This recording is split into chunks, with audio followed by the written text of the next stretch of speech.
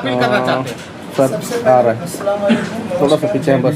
हाँ मैं अपने वार्ड के सारे रहवासियों को मैं ये बताना चाहता हूँ कि मैं अपने इस वार्ड के लिए एक मुअज़्ज़िज़ शख्सियत मुफ्ती सुफियान मानू साहब को पूरी तरह से समर्थन करता हूँ। और समर्थन करने की सबसे बड़ी वजह ये है कि मैंने अपना कोई कैंडिडेट नहीं देखा। मुझे जो लगा कि मेरे वार्ड के लोगों के लिए बेहतरी है, उनकी फलाह बहबूदी के लिए जो बेहतर है, जो मेरे विज़न थे, स्कूल के अच्छा इंफ्रास्ट्रक्चर हो, गार्डन्स अच्छे हो, बच्चों की एजुकेशन पे हम बेहतर से बेहतर किस तरह से काम कर सकें। हमारे जो गोंडी की सबसे बड़ी समस्या है रोड की कनेक्टिविटीज़। मेरी सर से बात भी हुई कि रोड नंबर 3 जो है उसको जीएम लिंक रोड से जोड़ने के लिए हम पूरी ताकत से काम करेंगे। रोड नंबर 6 जो माता रमाबाई उद्यान, बाबा साहब अम्बेडकर उद्यान के बीच से जो रास्ता जाता है उसको कनेक्टिविटीज़ करने के लिए काम करेंगे। रोड नंबर 7 जो माता रमाबाई गार्डन से बाजू से लग के जाता है, कुछ रूमों की शिफ्टिंग है, उस पर कोशिश करेंगे ताकि जो गोंडी से बाहर निकलने की जो ट्रैफिक की समस्या है वो ट्रैफिक की समस्या ख़त्म हो। और गोंडी के चौड़ीकरण के लिए सबसे ज़्यादा मेहनत करेंगे ताकि जिस तरह से आज कभी कुछ हादसे होते हैं, एम्बुलेंस निकलने में तकलीफ हो जाती है, बच्चों को स्कूल कॉलेज जाना हो तो उनको निकलने के लिए तकलीफ हो जाती है। और हमारे गोंडी शिवाजी नगर में स्पेशल चाइल्ड बच्चों के लिए स्कूल बनाना, आज कम से कम 500 के करीब स्कूल बच्चे, स्पेशल चाइल्ड बच्चे जिनके लिए स्कूल बनाना बहुत ज़रूरी है, कोई ध्यान नहीं दे रहा है। मैं काफ़ी वक्त से इसके प्रोसेस में लगा हूँ और मैंने मेरे सारी बातें मेरे सर से रखी है और अल्हम्दुलिल्लाह मेरी सोच और सर की सोच लगभग पूरी तरह से मिली। और मुझे इसकी खुशी है कि मैं एक ऐसे इंसान के लिए खड़ा हूँ जो मेरे गोंडी के, मेरी आवाम के लिए बेहतर है। मैं अगर अपना सोचता तो मैं किसी भी एंगल से सिर्फ अपने आदमी के लिए ही लड़ाने की कोशिश करता, मगर मुझे 9 साल से इस वार्ड से प्यार है। मैं एक एक गलियों में घूमा हूँ, एक एक सड़कों पे घूमा हूँ। रात में जब मास्टिंग होता था पूरी रात खड़े रह के मैं पोर्ट हॉल भरने के लिए मास्टिंग करवाता था। मैंने हमेशा 9 साल बढ़ चढ़ कर के हिस्सा लिया, जो भी कोशिश थी एजुकेशन में। आज आप लोग देखते हो कि 7 माले का अल्हम्दुलिल्लाह सबसे बेहतर स्कूल हमारे यहाँ पे लगभग बन चुका है और उसमें ऑडिटोरियम भी है, साइंस लेबोरेटरी है और अच्छे प्ले ग्राउंड है जो बच्चों के लिए गलत रास्ते से हट के एक एजुकेशन की तरफ बढ़े, उसके लिए हम लोग ने काम किया। अल्हम्दुलिल्लाह बहुत बताते हो आप लोग को खुशी होती है। मैंने सर को भी बताया, सर को भी खुशी हुई। रफीक नगर म्यूनसिपल स्कूल जो है वो 9 माले का पास हो गया लगभग, उसका एक मंथ में उसका टेंडर प्रोसेस पे है वो। और एक स्कूल उसमें 2 पार्ट है, एक मुंबई पब्लिक स्कूल है और एक सीबीएसई स्कूल है। तो हम लोग एजुकेशन पर्पस पे बहुत काम कर रहे हैं कि हमारे गोंडी के बच्चे जो है किस तरह से पढ़े। हमने गोंडी शिवाजी नगर में वो भी हालात देखे हैं कि माँ बाप अपने बच्चों की 500 हज़ार रुपया फीस भरने के लिए परेशान हाल रहते थे। उनको हमेशा शौक होता था कि प्राइवेट, जिस तरह से बाकी लोग प्राइवेट स्कूलों में पढ़ते हैं उनके भी बच्चे पढ़े। हमने उस वक्त ये अहद किया था कि इंशाअल्लाह ताला गोंडी शिवाजी नगर में ऐसा वक्त लाएंगे कि कोई भी माँ बाप परेशान नहीं होगा अपने बच्चों को शिक्षा में पढ़ाने के लिए। और हमने इतना बड़ा कदम उठाया और इतनी मेहनत की। अल्हम्दुलिल्लाह हमारा एजुकेशन में, हमारे गोंडी में म्यूनसिपल स्कूलों का स्तर बहुत बढ़ते जा रहा है और यकीन मानिए कि पूरी तरह से फुल है। यही खुशी है। और जो विज़न है जैसे ओल्ड एज रूम बनाना, बहुत सारे ऐसे विज़न है जिस पे हमको काम करना है और हम सब उस पर डिस्कस करते रहेंगे, काम करते रहेंगे। और मैं मेरी आवाम का बहुत शुक्रगुजार हूँ कि 9 साल मुझे अपना दोस्त, अपना भाई, अपना बेटा समझकर मुझ पर भरोसा किया और मैंने कभी किसी से गलत लफ्ज़ों में नहीं किया। और आप लोग जानते हो कि मेरे साथ जो हुआ है मैं उसको आप लोगों को बयान नहीं कर सकता हूँ। मैं किसी की बुराई नहीं करना चाहता हूँ क्योंकि मैंने ऐसी शिक्षा पाई नहीं है, बस मेरी तकदीर में नहीं था। मेरी मेरी मेहनत पे शक किया गया, मेरी चीज़ों पे शक किया गया। कोई बात नहीं, इंशाअल्लाह ताला इनके शक को हम एजुकेशन के माध्यम से जवाब देंगे। हम इनके स्पोर्ट एक्टिव मेहनत का यही फल मिलता है। जी, मैंने कहा ना कि मेरी शिक्षा ही ऐसी है कि मैं कहीं से आया हूँ और फिर मैं जब तक था तो अच्छा बोलूँ और नहीं हूँ तो मैं गलत बोलूँ, ये मेरे में नहीं हो पाएगा, मुझसे नहीं हो पाएगा। मैं एक सीधा साधा इंसान, लोगों की फलाह बहबूदी का काम करने वाला। हमारे बहुत सारे विज़न थे, जैसे गार्डन जो है वो गोंडी जिम खाना बने, जैसे कि बीएसटी प्लॉट के बाजू में एक बहुत बड़ी जगह है 90 फीट पे है, तो उसको किस तरह से गोंडी शिवाजी नगर का स्पोर्ट कॉम्प्लेक्स बने। जिम गोंडी शिवाजी नगर का जिम खाना बने, वो इस तरह से जब सर जीत के आएंगे और हम लोग कोशिश करेंगे कि उसका जो रिजर्वेशन है वो यूडी मिनिस्टर से ही चेंज हो सकता है, तो हम पूरी कोशिश करेंगे कि बताएंगे कि गोंडी में कम से कम 12-14 लाख आबादी, 14 लाख लोगों की उस चीज़ की ज़रूरत है। आज हमारे बच्चे जो क्रिकेट खेलते तो चारों बाजू सिक्स नहीं मार सकते, हमारे गार्डन में कहीं कहीं वो स्पेस नहीं है, तो हमारी ख्वाहिश है कि जिस तरह से बड़े घर के बच्चे खेलते हैं इस तरह से हमारे बच्चे भी खेलें, हर चीज़ की फैसिलिटी उनको मुहैया हो। इन सारे रीज़न से मैं पूरी जिम्मेदारी के साथ और पूरी दिल के साथ और पूरी ईमानदारी के साथ मैं मुफ्ती साहब सुफियान अनू साहब का पूरी तरह से मैं समर्थन करता हूँ। इरफान भाई, एक बात ये बताइए कि नशे से ग्रस्त इलाका है, यहाँ प्रदूषण, एसएमएस और जोनाटन फ्री ग्राउंड है, जिसके बावजूद भी आप नशे से ग्रस्त इलाके में छोटे बच्चों को फुटबॉल जैसी चीज, खेलों की ओर बढ़ावा देने वाले पहले आप ऐसे शख्स युवा नेता के तौर पर जाने जाते हैं, क्या कहना चाहेंगे अपने श्रेय को लेकर? अल्हम्दुलिल्लाह आज मेरे गोंडी में आज कम से कम मुझे बताते हुए खुशी होती है 300 बच्चे फुटबॉल खेल रहे हैं, जिसमें से हमारी 60 बच्चियां हैं। मुझे बहुत खुशी होती है कि जो आपने कहा नशे की बात, हम बच्चों को स्पोर्ट एक्टिविटीज से के रास्ते पे लेके जाएंगे तो वो दूर हो जाएंगे, हम एजुकेशन की तरफ लेके जाएंगे तो वो लोग गलत रास्ते से दूर हो जाएंगे। यही विजन है कि किस तरह से इसको पूरी तरह से खत्म किया जाए, तो इसीलिए हम लोग ये सारी चीज़ों पे मेहनत कर रहे हैं। और मैं आपको लोगों को पूरी जिम्मेदारी से बताता हूँ, अगर नशा बेचने वाला मेरा दोस्त हो, भाई हो, रिश्तेदार हो, यकीन मानिए उसको जेल में डालने का काम हमेशा किया गया और वही करते रहेंगे।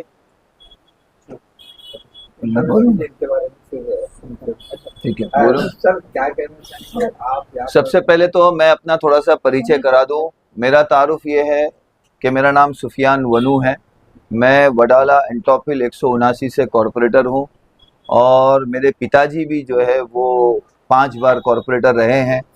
छोटा सा हमारा और कॉरपोरेशन का नाता क्या रहा है वो एक छोटे शब्दों में बता दूं कि मेरी पैदाइश है 1983 की और हम लोग कॉरपोरेशन में चुनकर आए 1978 में, 1978 में। तो 1978 से आज 2024 तक हम लोगों ने तकरीबन 9 चुनाव लड़े हैं, जिसमें से 7 चुनाव जीते हैं और 2 चुनाव हारे हैं।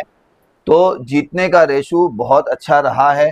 और यहाँ पे आने का जो समीकरण, जो सियासी समीकरण था, सियासी समीकरण के मेरी सीट लेडीज हो जाना और ये सीट ओबीसी हो जाना, क्योंकि ये बात बहुत सारे हमारे साथियों के जहन में होती है कि वो नगर सेवक तो ये स्थानीय होता है, नगर सेवक का काम स्थानिक लेवल पे होता है, लेकिन सियासी समीकरण ऐसी बैठी कि ओबीसी होने के कारण किसी भी पार्टी के पास लोकल स्थानीय अच्छा ओबीसी उम्मीदवार होना बहुत मुश्किल था।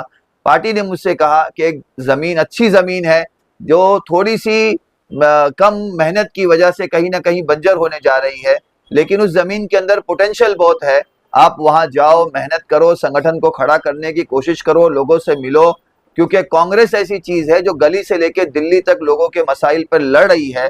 लोग कांग्रेस से मोहब्बत करते हैं, प्यार करते हैं, सिर्फ एक थोड़ा सा नेतृत्व मिल जाए, लीडरशिप मिल जाए, एक राह दिखाने वाला मिल जाए तो आज भी लोग कांग्रेस के साथ जुड़ने के लिए तैयार है। तो हम लोग इस गोवंडी की जमीन पर आए, हमने गली गली की खाक छानी, मेहनत करी, कार्यकर्ताओं को दोबारा खड़ा करने की कोशिश की। इसी जिम्न में मैंने ये चीज, क्योंकि जितने भी लोग हैं जो समाजवादी है, 10 साल पहले गोवंडी में समाजवादी को कोई नहीं जानता था।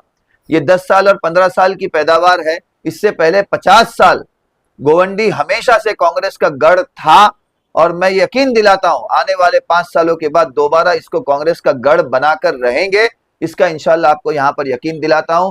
हम कहते हैं ना कि अकेला ही चला था जानिबे मंजिल, लोग जुड़ते गए और कारवां बनता गया। एक बेड़ा उठाया था, अकेले आया था, अकेले उतरा था, एक बंदे से मिला, दूसरे से मिला, तीसरे से मिला, आज वो कारवां हमारा इरफान खान साहब के दरवाजे तक पहुंचा है। और मुझे बहुत गर्व है, मुझे बहुत फख्र है इनके जैसा आदमी, क्योंकि 2014 के बाद राजनीति का जो स्तर है वो पूरा तब्दील हो गया, पूरा बदल गया। देश की राजनीति एक अलग रुख पे चली गई, एक अलग रंग पे चली गई।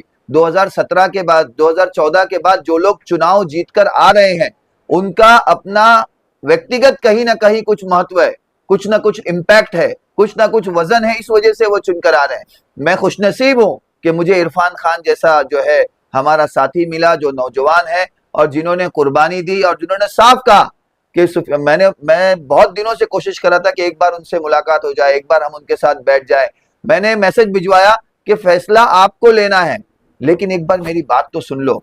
मेरी बात सुनने के बाद में अगर आपको मेरी बात समझ में नहीं आती है तो आपको इनकार करने का हक है। हम एक बार बैठे, 2 बार बैठे, मैंने उनके सामने बातें रखी, मेरा विजन रखा, मैंने उनको रखा। कोई भी नया आदमी चुनकर आएगा उसको कॉर्पोरेशन समझने में 5 साल गुजर जाएगा। और कॉर्पोरेशन हमारे लिए ऐसा है कि घर की खिड़की है कि कौन सी खिड़की कब कहां कैसे खटखटानी है, कैसे फंड लाना है, कैसे निधि लाना है, ये हमको पता है, हमने अपने इलाकों में काम किया है। इसीलिए आदमी 7-7 बार 8-8 बार अगर चुन के आता है, वो कुछ किया होगा तभी चुनकर आता है, नहीं तो क्यों चुनकर आएगा। तो मेरे लिए बहुत गर्व की बात है कि उन्होंने इस बात को बहुत सम्मान के साथ, बहुत इज्जत के साथ सुना और फिर कहा कि मुझे थोड़ा वक्त दो मुफ्ती साहब, मैं सोचूंगा। सोचने के बाद उनका फिर फोन आया, फिर कुछ बातें हमने उनसे कही कि भाई, उन्होंने कहा मेरा ये प्रोजेक्ट है, मैं चाहता हूं कि भाई ये स्कूल बने, मैं चाहता हूं कि ये चीज बने, ये चीज बने। मैंने उनसे कहा कि आपका विजन मेरा विजन एक होगा और मेरा एक्सपीरियंस उसके साथ जुड़ेगा और आने वाले दिनों में गोवंडी का भविष्य हम बदलेंगे। इस संकल्प के साथ उन्होंने हाथ मिलाया, बगैर किसी मफाद के, बगैर किसी लालच के, बगैर किसी उम्मीद के। उन्होंने मुझे कहा मुफ्ती साहब आप 3 बजे जुमा के दिन मेरी ऑफिस पर आइए, हम बैठेंगे, पीसी करेंगे और प्रेस कॉन्फ्रेंस में मैं आपको अपना समर्थन दूंगा और पूरी ताकत के साथ कंधे से कंधा मिलाकर आपके साथ खड़ा भी रहूंगा। और इसी के साथ उन्होंने भी एक उम्मीदवार यहाँ पर नॉमिनेशन के लिए उतारा था, उन्होंने कहा कि हम उनको विड्रॉ करेंगे और एक साथ, एक मुश्त, एक ताकत, एक आवाज बनकर हम लोगों के दरवाजे तक जाएंगे, लोगों को समझाएंगे। एक बात याद रखिए, जब भी ताकत किसी एक आदमी के हाथ में आ जाती है, मोनोपोली जब बन जाती है, तो वो मोनोपोली देश के लोकतंत्र के लिए नुकसानदेह होती है, जिससे राहुल जी आज लड़ रहे हैं कि आज पूरा के पूरा देश 2 हाथों में दे दिया गया है। तो उसी तरीके से कि पूरा के पूरा गोवंडी एक कोई अपने आप को ऐसा समझने लगा है कि वो तानाशाह है, वो जो चाहेगा वो होगा, वो जो चाहेगा वो करेगा। उसे नहीं पता कि जब घंटी बजती है रात में 12 बजे, तो जो जमीन के स्तर का कार्यकर्ता होता है ना, वो उठ के भागता है, उसको हॉस्पिटल जाना पड़ता है, उसको पुलिस स्टेशन जाना पड़ता है। ये तो सिर्फ आते हैं, गाड़ियों पे बैठते हैं, हाथ हिलाते हैं, स्टेज पे खड़े रह के लच्छेदार भाषण करके चले जाते हैं। जमीन पर उनकी जमीन तैयार करने वाले इरफान भाई जैसे हमारे कार्यकर्ता होते हैं, ये जमीन पर होते हैं, इसलिए उनकी जय जयकार होती है। लेकिन कुछ दिन के बाद इंसान समझने लगता है, नहीं मेरी वजह से वोट मिलता है। उसमें और उस भरम, उस गुरूर, उस तकब्बुर को तोड़ने के लिए आज सुफियान वनू और इरफान खान साथ में आए हैं और हमको यकीन है कि आने वाले दिनों में उस गुरूर का चिकनाचूर हम करेंगे, तकब्बुर को तोड़ेंगे और उनको बताएंगे कि इरफान खान क्या चीज है, कि आपकी आवाज इरफान की वजह से थी, इरफान की आवाज आपकी वजह से नहीं थी।